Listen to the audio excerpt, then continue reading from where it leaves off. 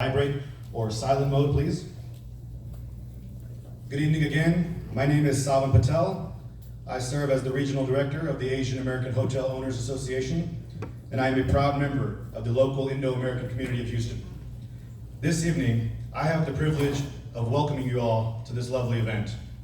Thank you to SIma and IPAC for hosting such a wonderful event.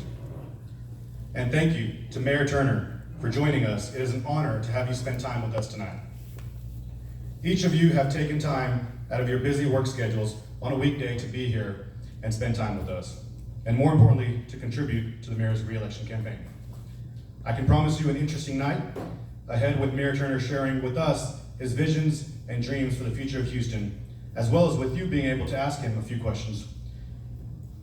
Once again, thank you for being here this evening. Now let's get right to it. I'd like to right now introduce you to the Vice President of Government Affairs for SIma, Mr. Jin Laxmidas.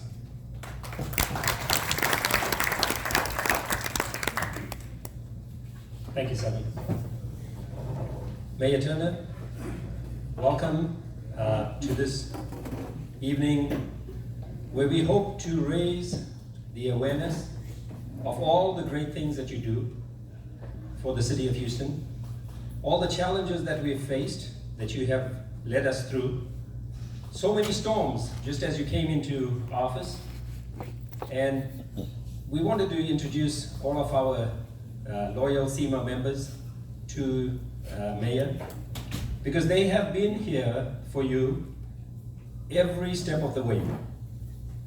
Every time we called on our membership, they were there for you right away. If we said the mayor needs your help, they were there right away. And you'll see it today, while they still have their spouses running their hotels, the small independent hoteliers are here, but more importantly, they have sent their checks. This is going to be a tough re-election campaign, but we're going to be here with you, and we understand the importance of showing up and voting. So we want to also let you know that we brought somebody to do and invited Dr. Hina Pandya, who came here today for one sole purpose, and that is to get you all registered. I thought that most all of us coming to these events were registered voters. I was wrong. I was proven wrong today when at least 5 or 6 people who turned up at the front registered. So if you haven't yet registered to vote, yes, this is remarkable. And I want to tell you that there were several times when we asked folks to come over here and register our members. Even when this room was full of 175 people, we were not able to get them to come here to help us.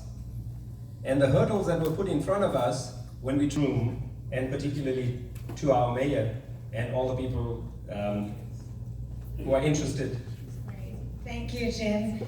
And thank you all for having me here and inviting me. My name's Hina Pandya, and I'm an internal medicine physician. I've been practicing in Houston for 25 years.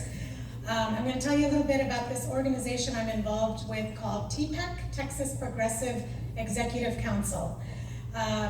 We are a coalition of 25 individuals who represent underrepresented communities in the cities of Houston and Sugar Land. Individually, these communities may not have a voice, but together we represent a huge voting bloc. The goal of TPEC is to vet candidates who are running for local office, including mayor and city council. We talk to the candidates, we send them questionnaires, we'll invite them for interviews, and if we feel like they represent our values, then we will endorse them. And once the candidates are elected to office, we also hold them accountable to the promises that they made to us. Houston, I love Houston. We're the most diverse city in the country. We're made up of many, many different people, just like you. I don't know everybody in the Indian community, so I need your help as leaders in your community to help educate your friends and family and make sure that they know about the candidates that represent us and that they actually go out to vote. I do have a sign-up sheet. I would love it if you all signed up so that we can send you a newsletter and keep you informed about the candidates and upcoming elections. And like Jen said, my friend Padma and I were sitting out here registering voters for Harris and Fort Bend counties. So if you're not registered to vote, or if you need to have your address changed, please come visit us out here. Thank you. Thank you, Dr. Fidel. A lot of these events are not possible without the support of IPAC. IPAC has been around for a number of years, and when SIma decided to join forces with IPAC and have joint meetings where we could invite all of our elected officials, we started to see a different wave that we had not seen before. Our membership started taking interest in the real issues. We were able, I believe we're going to switch that around a little bit. We're going to call Ramesh Anand first. Ramesh Anand, and I've written down what I'm going to talk. So, good evening, Mayor. Thanks for being here. And good evening, friends. My name is Ramesh Anand once again, and I'm the President-elect of IPAC. IPAC stands for Indo-American Political Action Committee. As my friend Sanjay was mentioning, many years ago, when political intervention, involvement, political engagement, which is now very fashionable, was unknown amongst the Indo-American community, a small group of friends got together and formed IPAC. This was during the days of Mayor Lee Brown. I have a few of them sitting right here, if I know. Mr. Jagat Kamdar, one of the founders of IPAC. I think Mr. Joe Shrestha is here somewhere. Joe Shrestha is sitting right there, another founding member. And there are a few others who are not here this evening, and we know quite a few others who are running for office in 2020. IPAC keeps Indo-American community abreast of any legislative changes that will affect them. We have a robust website that's maintained by my dear friend Pranab, who's sitting right there, who's an IPAC board member. We network with other political organizations, other communities across Houston. We also have to facilitate better understanding between USA and India by encouraging lead members of the House of Representatives and sending to visit India. But I know Sanjay was with a group that went to India a couple of years ago, even last year. We are been to that. To our president, Mr. Hasu Patel, and ask him if he has any questions. Hasu Patel, since I mentioned him, he is the president of IPAC and he's also the president of SIma. He wears two hats and he does an amazing job with either hat. Hasu Patel, please.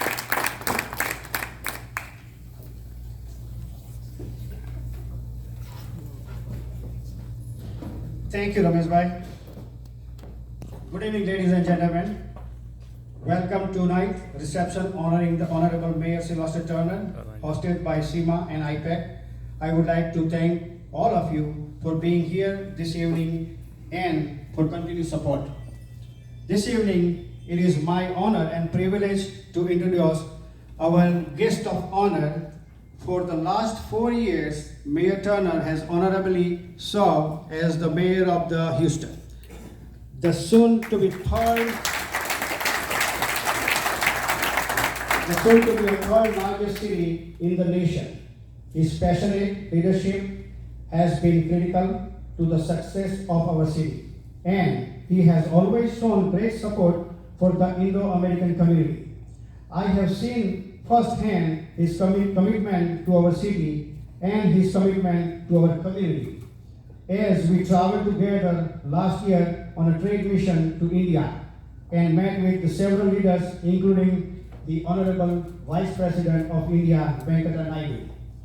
A key focus of this meeting was to establish a non-stop commercial airline services between Houston and India, as direct flights would encourage more business and tourist activity. We also visited Akshardham Temple in Delhi. Mayor Turner has also worked extremely hard to improve the city economic condition and the city global presence by bringing in the high-profile conference and sporting event. The mayor was instrumental in bringing in the world largest world petroleum conference to the Houston next year in 2020. Conference that is globally recognized including the most prestigious oil and gas companies and agencies of the world. I have also seen the mayor leadership in promoting Houston as a destination as we travel together to the 2016 Super Bowl in San Francisco to prepare for the incredible successful Super Bowl in the Houston 2017.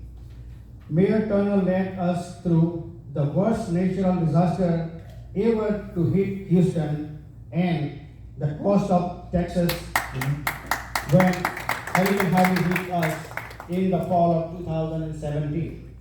Mayor, thank you very much for your leadership of our city during the most challenging time in its history.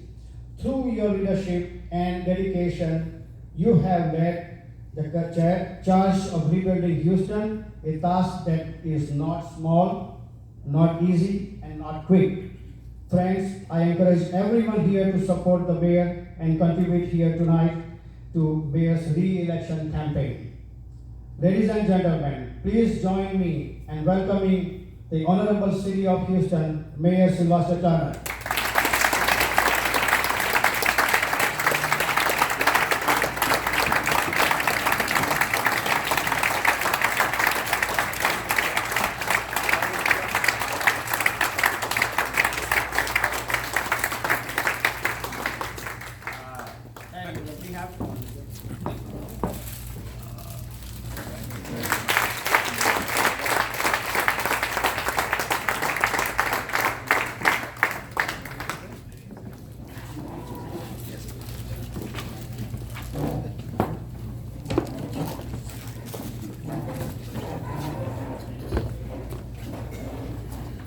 Number one, let me start out by thanking Asu Patel, and let me thank you for your leadership, but let me thank you for your friendship as well. To SIma, to IPAC, Ramesh, and all of you that's in this room. Let me just give a big thank you because thank you. The reality is that I would not be standing here as the mayor of the city of Houston without your support and without your help. And quite frankly, I won't continue to stand here as your mayor without your support and without your friendship. So let me just start out by saying a big thank you to each one of you individually and collectively. And then Asu made mention of what was accomplished during Hurricane Harvey. Let me quickly say what was accomplished then was done with your collective help. Because many of you in this room, or SIma as an organization, contributed to our local relief fund that helped out literally thousands and thousands of people in Houston and in our region. And so let me thank you. What was done, we did it together. We are stronger when we work together. And so I want to thank you for just being incredible, fantastic Houstonians, or if you don't live in the city of Houston, if you live in Harris County, if you live in Fort Bend, let me just say thank you so very, very much. Appreciate you. And then let me say to Sanjay, who serves on the board of Metro. I appreciate his service on Metro. He's been an incredible board member and participant on Metro. I want to thank him for his leadership, not just of serving on the board, but just being a business person in this city itself. I want to thank him for his friendship and for his support. Very much appreciated. Please give it up to Sanjay as well. Thank you very much. Look, it seemed as though it was only a few months ago when I was standing right here in India House talking to you. I think it was during lunchtime at that time. And now we find ourselves back again. And then I look forward to coming back again and again and again and again as the mayor of the city of Houston. Dr. Berman, thank you, and others who have opened up your homes and Sonny, thank you for your leadership, and we've traveled together around the globe, and we have the Sister Cities conference that's coming up in July. We've just been all over. I have friends that are running for office in District J, and people who are running for elected office. Let me tell you, it is the greatest privilege to serve. We do live, whether you're in Houston, Harris County, Fort Bend, a very, very diverse region. But diversity standing alone doesn't quite get you there. We have to be diverse and inclusive all at the same time. There has to be a seat at the table for everyone for that diversity. And I will tell you, that's my overall mission, is to make sure that in our city, that the diversity of our city is demonstrated around the council table, on boards and commissions, in terms of the economic returns that are in our city. That's so important to me. But I have been honored to serve you as your mayor. It has been the joy, the privilege of a lifetime. I've done a lot in public service, a partner of the law firm for some 32 years downtown. Was a professor at Texas Southern for 17 years at the law school, in the legislature for 27 years, and now I've been your mayor for 4 years. It's been the greatest privilege and the greatest honor. And I will tell you, I'm not ready to retire from it yet.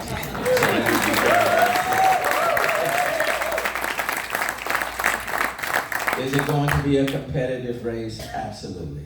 Are there people who want the job? Yes. But let me tell you, competition is always good. Everybody say competition is good, but nobody really likes competition. let me just be very honest. Do you think I like that there are 2 or 3 other people who want my job? No. Do I intend to give it up? No. And so we're going to work very, very hard.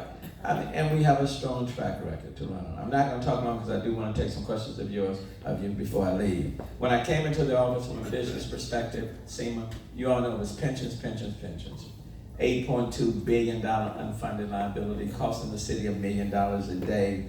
All 3 credit rating agencies have given us a thumbs down. That was when I walked into the door.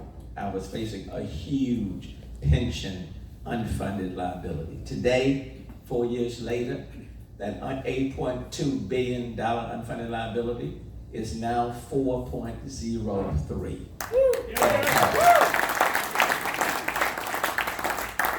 No $1 million a day. All 3 credit rating agencies have given us a thumbs up.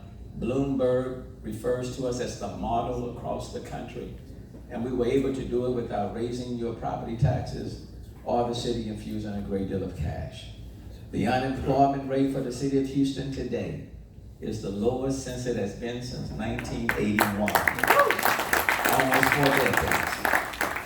And Rupert, when I came into office, in terms of summer jobs, the city was offering 450 summer jobs to our students between the ages of 16 to 24. 450, the full Florida city. In the first 6 months that summer, we ramped that up to 1,100 summer jobs. In the second year, we ramped it up to 5,000. Last year, we ramped it up to 7,500 paid summer jobs from June through August. But as of last week, this summer, do you know how many summer jobs we are offering from the city and the public-private sector this summer? 10,900 paid summer jobs. Because you have to provide opportunities for the people that live in our city.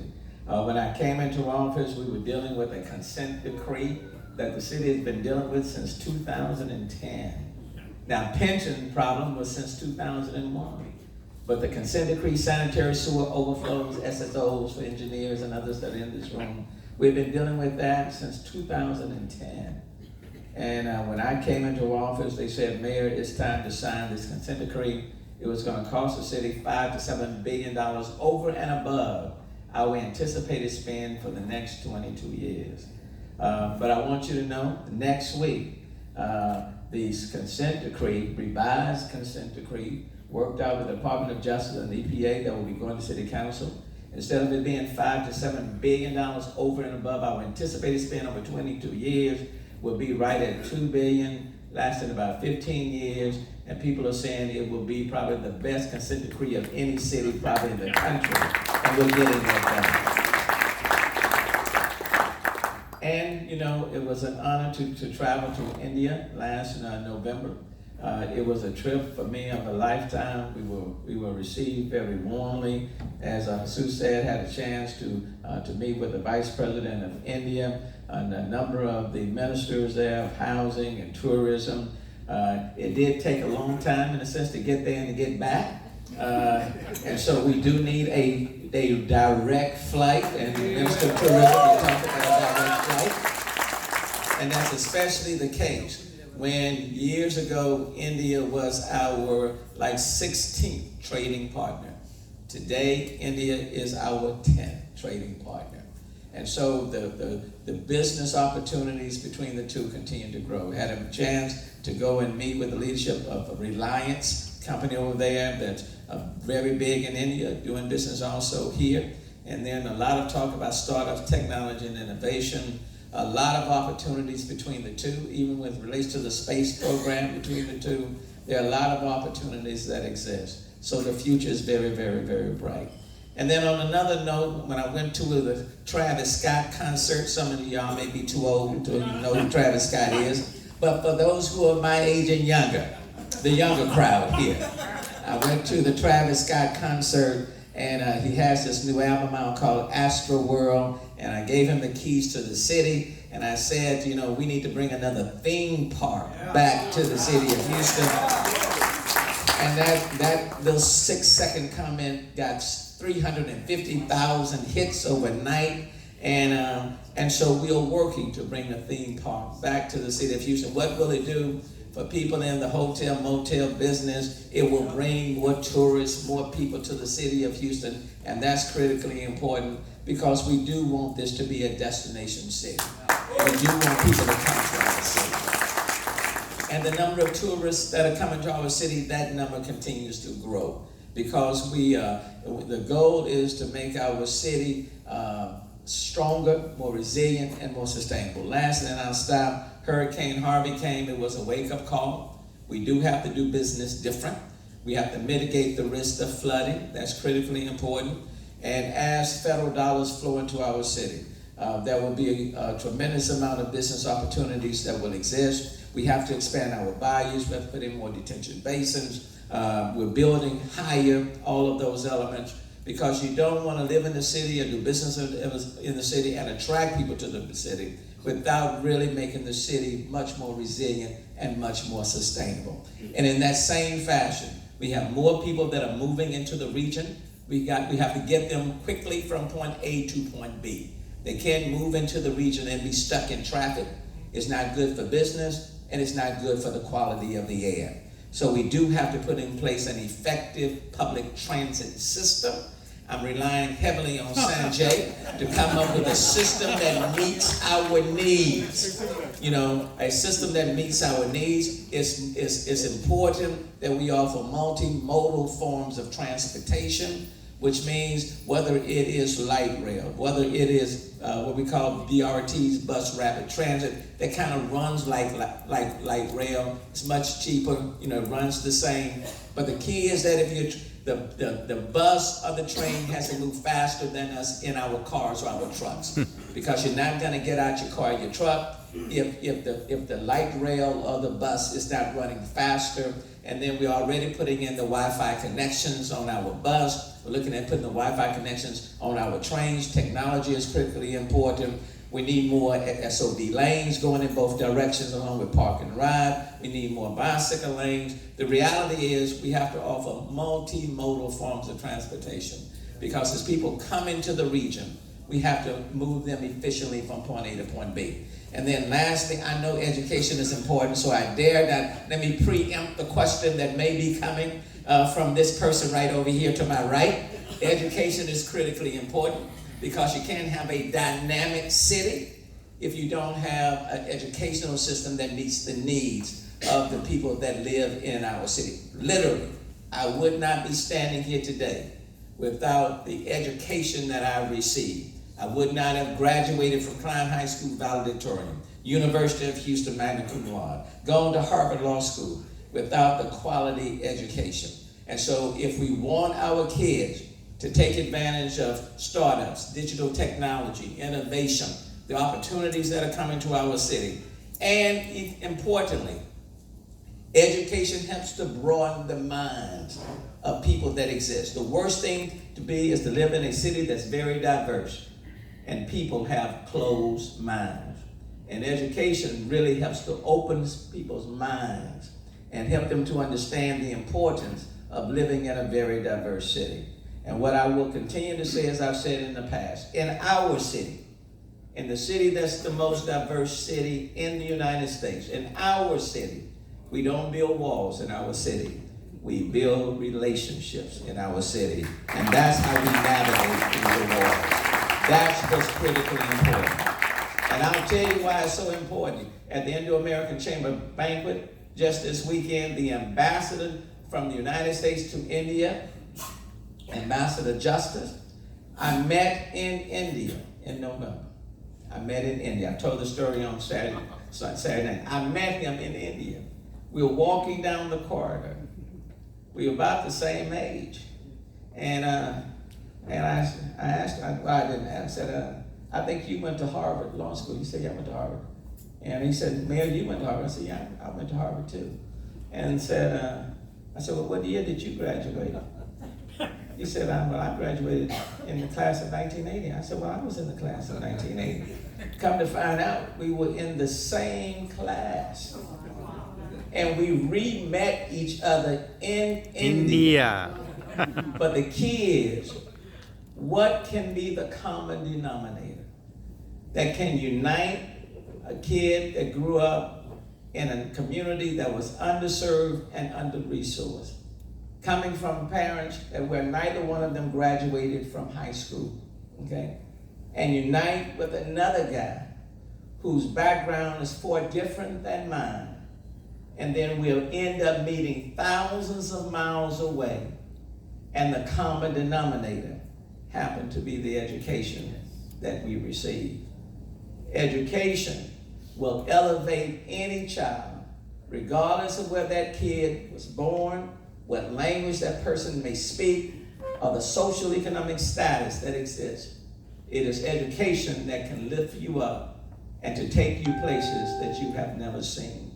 And at the end of the day, as the mayor of the city of Houston, I want to take this city to a place where it has never been, where all communities are respected and appreciated, and you can do business and do well in this city.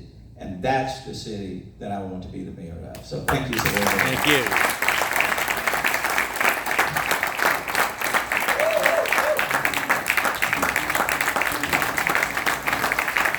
you. Mayor, I mentioned IPAC, and a few people got together to create this entity many, many years ago. A gentleman walked in a little later. He was one of the founders, Mr. Randir Sani, maybe sitting somewhere. Oh, right here. He's also one of the founders of IPAC. Good to see you again. And one more indulgence, if I may, there are a couple of board members who have worked very hard, along with all the SIma board members. If I may just ask the IPAC board members to stand and be recognized, Pranav and Sanjay is right here. So these are all the board members who are right here, along with Harsupai. And if I may simultaneously request the SIma board members to be recognized, because you guys have worked amazingly well, consistently. Thank you. Once again, sorry to digress. That's okay. If anybody has questions, please raise your hand. Would you like a mic? Well, Mayor, we're very proud of you, what you've done for this city, especially diversity. As you know, and I'm sure for lack of time, a lot of things you can talk about, including our medical center and space program. Specifically medical center, the question is, we have a lot of medical tourism. So a lot of cases are being done out of the country, including in India. The problem, as a medical practitioner, I see that when they come back here, it'd be great to form a public-private partnership to give them a seamless training and support while they're back here for recovery period, because they live here, as well as people who come to visit from India and other countries. Provide a program that can have a less expensive imaging program so they can come here and stay with their families. And when they go back home, again, medical team can work together with each other. Thank you. Thank you, and I think that's an excellent idea. We do have the largest medical center in the world, and as a subset of that, the largest freestanding cancer hospital in the world, the largest children's hospital in the world, and the Texas Medical Center, based on TMC3, which they are planning, is anticipated and expanded by almost a third. There are already about 110,000 employees at the Texas Medical Center. Millions of people come from medical tourism. I think that's an excellent idea, and I'll visit with the director of the Texas Medical Center to see how we can make that happen. Thanks, sir.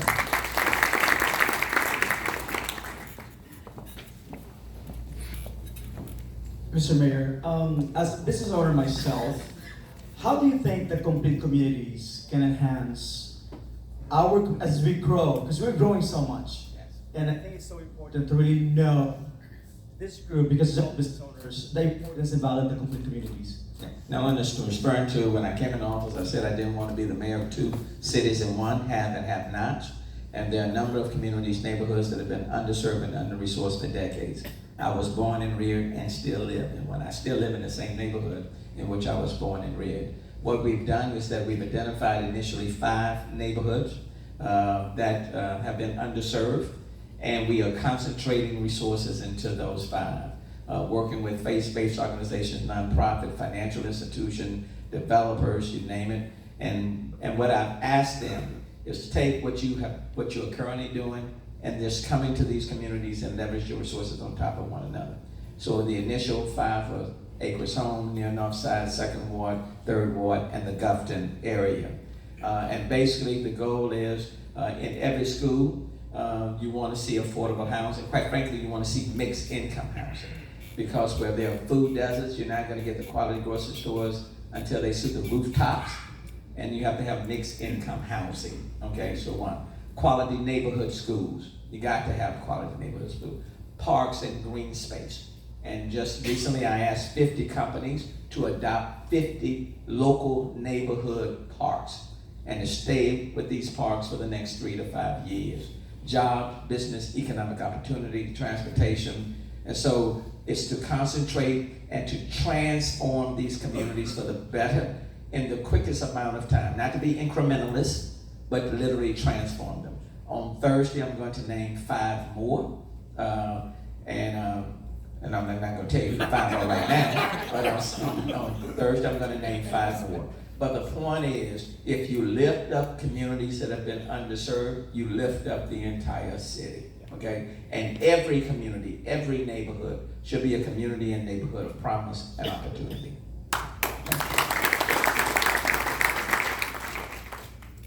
Have a long walk. Hello, Mayor. Hello. We are opportunity to meet with you on Saturday as well. I went to Lamar High School, Houston Community College, and University of Houston. As you know, that city has grown consistently over the years. We are bringing over 100,000 new immigrants all over the USA to here. Yes. So my question to you that according to the Forbes, they're saying that city of Houston population will be 12 million. So how are you planning to increase the school? And the second thing that we hear about the property tax. A lot of times, as all of you are here, when we are working to, anybody wants to buy property in Houston, and they all complain about property tax. So what's your action plan to tackle those issues? I mean, the city of Houston has been under revenue cap since 2004. It was revised somewhat in 2006, but the city of Houston is under revenue cap. When you look at your tax bill, primarily what has been driving your property taxes up has not been the city of Houston. It's not been Harris County. It's been your schools, okay? It's your school. When you look at your bill, over 50% and probably closer to 55%, if not more, of the property taxes have been associated with your schools. Now, in this past legislative session, for the first time in a long time, the legislature is putting more money into the public schools. That should help to ease it somewhat, but that doesn't necessarily stop the appraisals from going up, okay?